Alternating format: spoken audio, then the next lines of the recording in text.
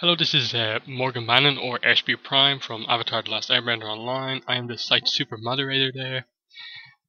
And this is the episode commentary for 109, the Waterbending scroll. And if you're following along with the DVDs, this is the start of the third disc. So that is yay. And this episode is the first episode where we get to see Aang waterbending outside of the Avatar state. So we pretty much get our first look at like how Aang handles the kind of philosophy of waterbending, bending a different element that's not air, and how the kind of philosophy behind waterbending is kind of push and pull. It's kind of related to your kind of flow of emotions, as it kind of explored a bit really good in the movie.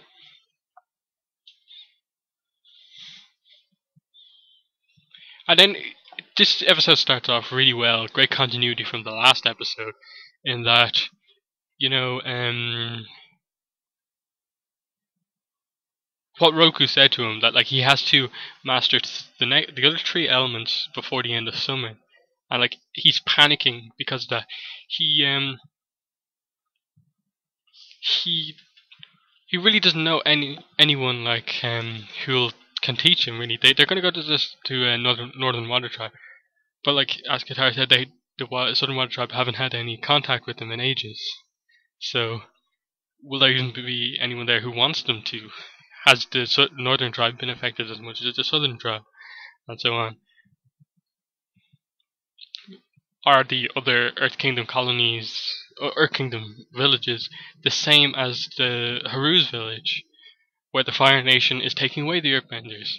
And then firebending, can he even find someone who is not to do with the Fire Nation who is willing to teach the Avatar firebending? So Katara offers to teach him some of the stuff that she has learned on her own, just to give him a little kind of head start, so he's just kind of not starting from nothing. And there's Zuko battling with, sparring with Lieutenant G.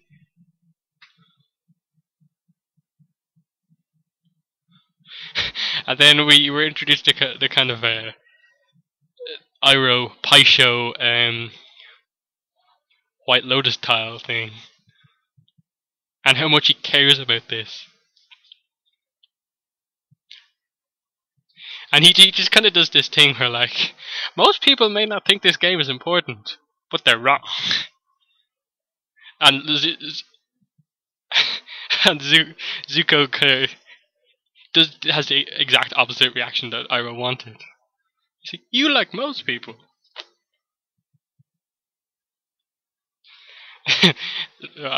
So I can get on with my life.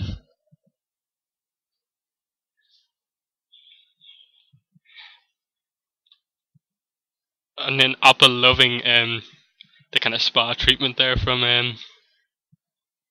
Sokka.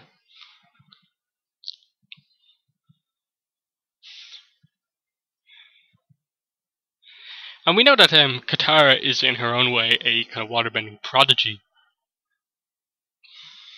So she has to learn these moves on her own,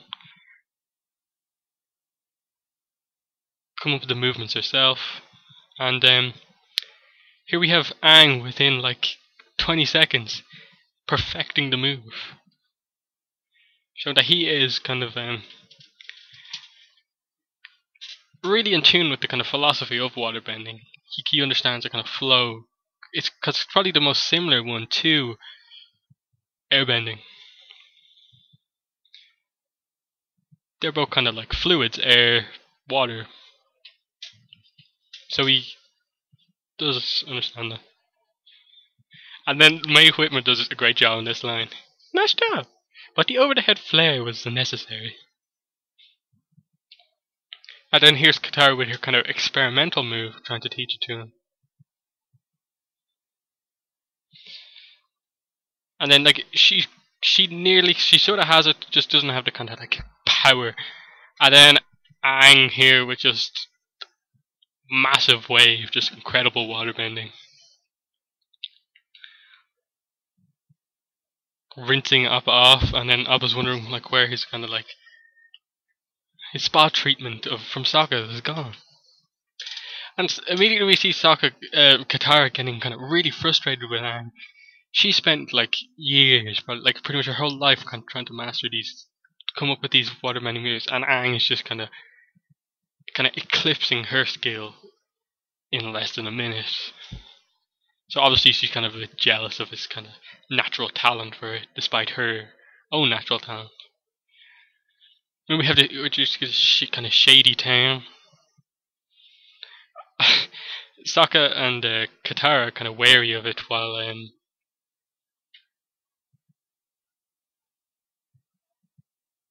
Aang is really happy about it.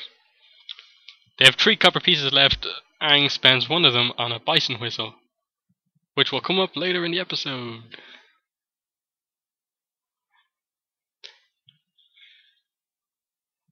They don't trust Aang with the money anymore, so they take it off him.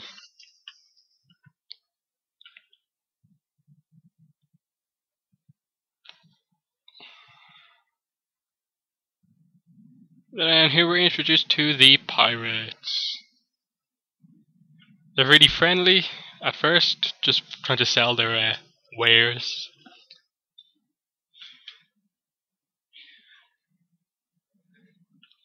Curious. He doesn't even know himself when he said the word. And Aang is the one kind of who's like, entranced by this, because like as a nomad, he likes exploring different places. While there's the kind of ruby-eyed statue which appears in like a few episodes. We know that Iroh buys the thing. It kind of hypnotizes Katara.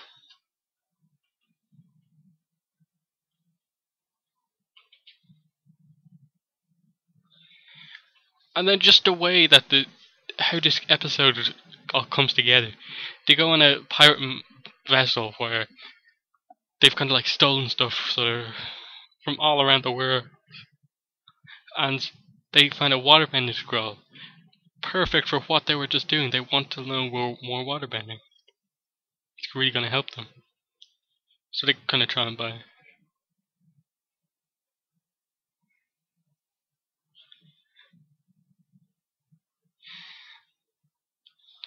Sokka realizes the kind of stereotype of a pirate. Suspiciously acquired merchandise, eh?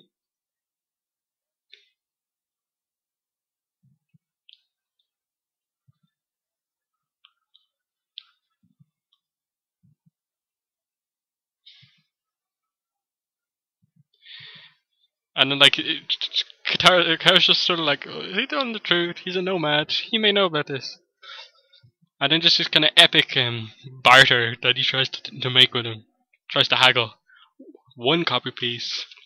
Amazing skill. And just ups the price by 1. And he thinks he got to speak like a pirate.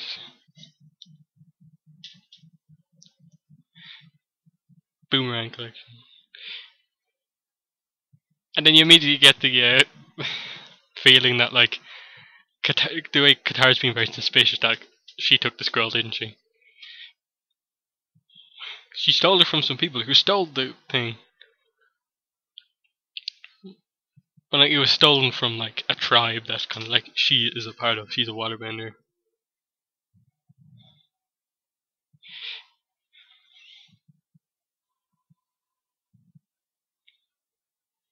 Then again, we have this kind of like chase scene through the market.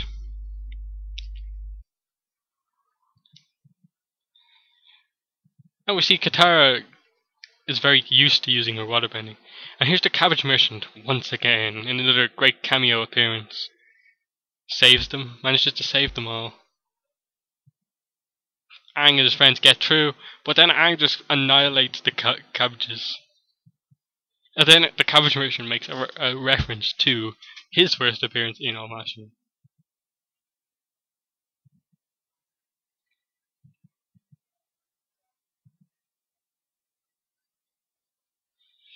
And again, everyone seems to be obsessed with Momo when they meet. Boomy first, then the kind of pirate captain.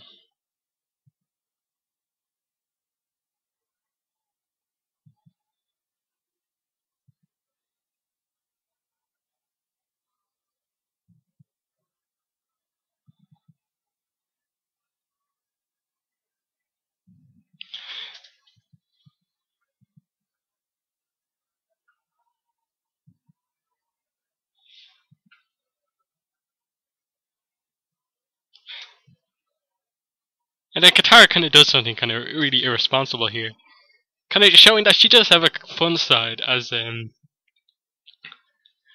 like there a lot of the episodes later on kind of focus on Katara not being fun. It'd be interesting how Toph reacts to hearing this story. Again, it's Sokka's skeptic side to him. He's just kind of more concerned that like he risked their that Katara risked their lives for that scroll. But it's going to help them in the end, learning some waterbending.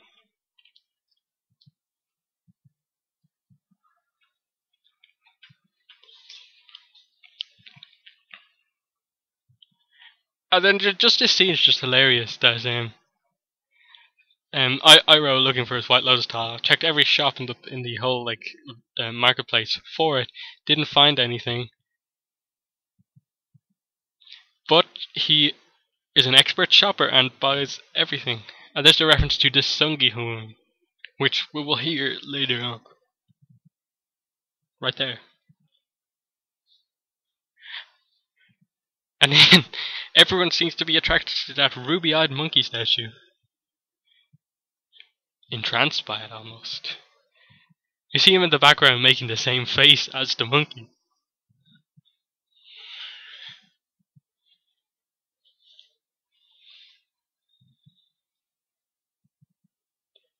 And here's the water whip, which sort of in a way becomes a Katara kind of signature move. And just the way they animate the water there, where it kind of, instead of a like steady stream, nice flow, it's kind of all like it was all squiggly. The way we just show the kind of lack of control, the way the water isn't smooth.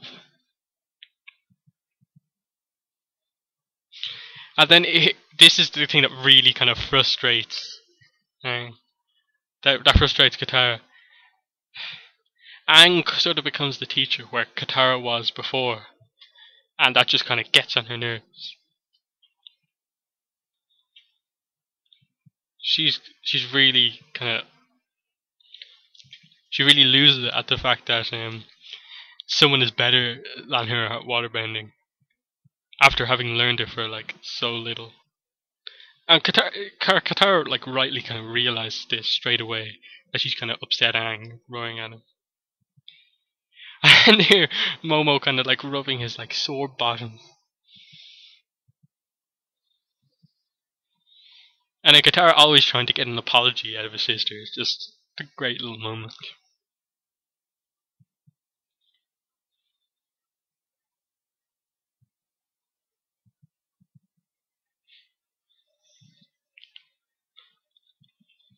And just the way that like Iroh and Zuko going to this place because in search of a White Lotus tile lets them discover that Aang, Katara, and Sokka have been on this ship too, and how they kind of help each other through the fact that Katara has stolen the scroll, so they're both going to help each other.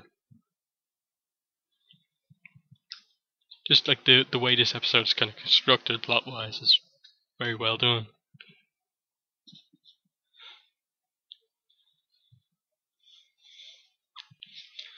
And like, while it's not like a massive kind of plot episode, it does kind of deal with the main plot of the thing now of the series with learning waterbending. And Katara trying to take heed of Aang's advice, because he mastered the water whip kind of instantly.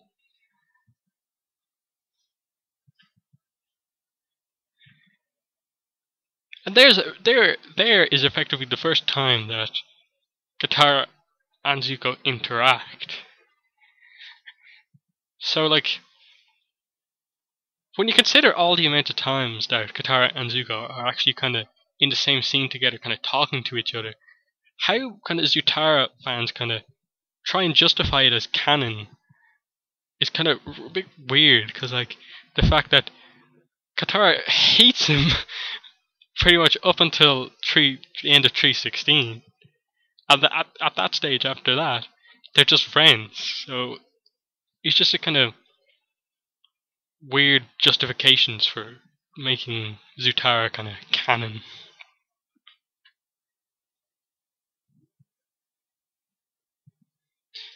And again,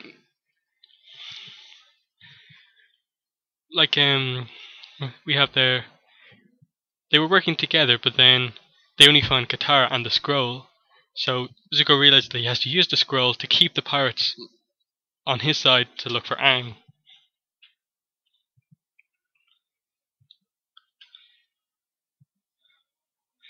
And we see that Sokka has kind of improved as a warrior. Before, when they were like surprise attacked by the Kyoshi warriors, they didn't put up any fight. This time, they react quicker.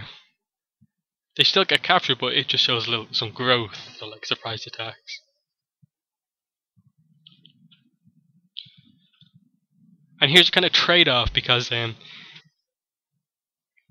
Zuko and the pirates are not working together really kind of friendly. It is kind of like a Mexican standoff thing. And here's where Sokka's intelligence comes into it. The Avatar is so much more valuable to the Fire Nation than, say, the scroll is to the pirates. So they realize they have the better situation here. They don't even need the scroll.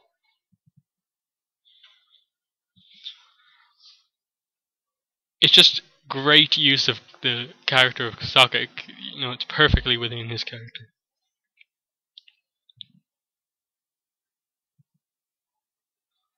And then here it begins the kind of battle between Zuko and the soldiers against the pirates, which allows Aang, Katara, and Sokka to escape. It's just interesting how kind of like a third party, which is kind of like pretty neutral to them both,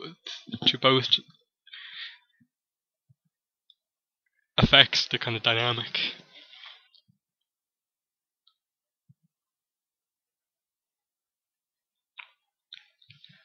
How the kind of dust kicked up means that no one can see where anyone is, really.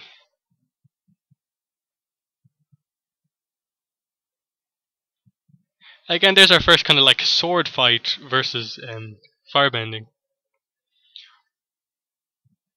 Again, showing off the kind of fluidness of the kind of fight scenes of Avatar. A lot of shows kind of have a lot of cuts in the fight, so it's really kind of frustrating to watch. But these are so fluid, you see the moves. And it's just massive credit to Sifu Kisu with the kind of martial arts consultancy that he does on the show. There's a great moment, Aang airbending. Clears the fog to kind of find his way out, but realizes he's surrounded by like people fighting. Brings the fog back and just kind of decides, we'll just communicate by voices.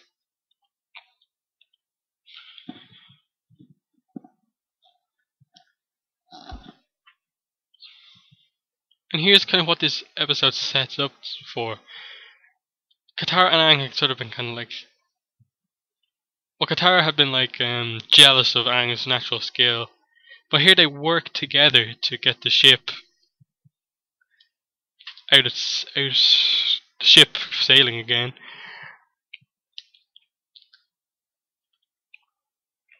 And we know now that waterbending is an aspect of Aang's kind of fighting repertoire now. And then they all kind of steal each other's ship, while kind of Iroh says that weird kind of half proverb, half stating the obvious thing.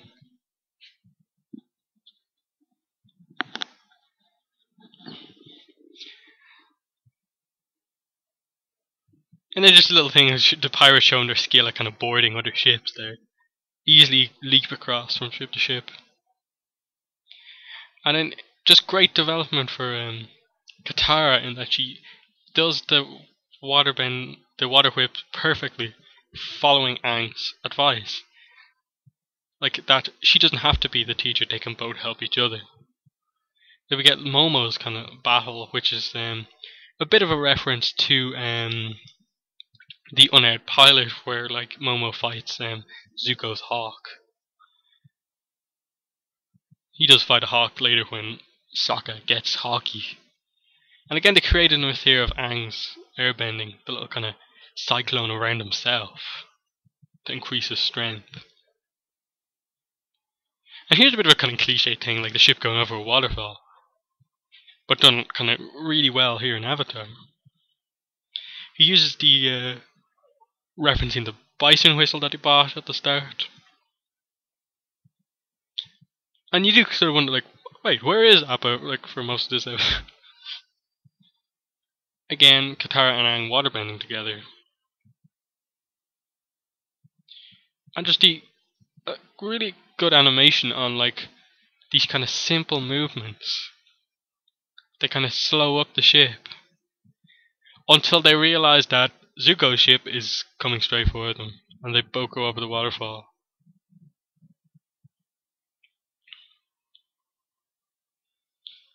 And the bison whistle has worked. So, like, Aang was not bad with money.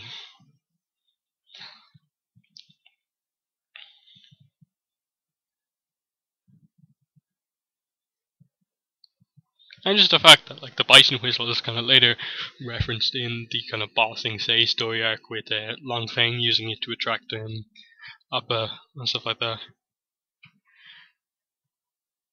And then just this ended the kind of Zuko Iroh story with his Lotus Tale. It was in my sleeve the whole time! And Zuko is just kind of like absolutely mad. Takes the tile, throws it, in just complete frustration at like how calm his uncle is about this situation.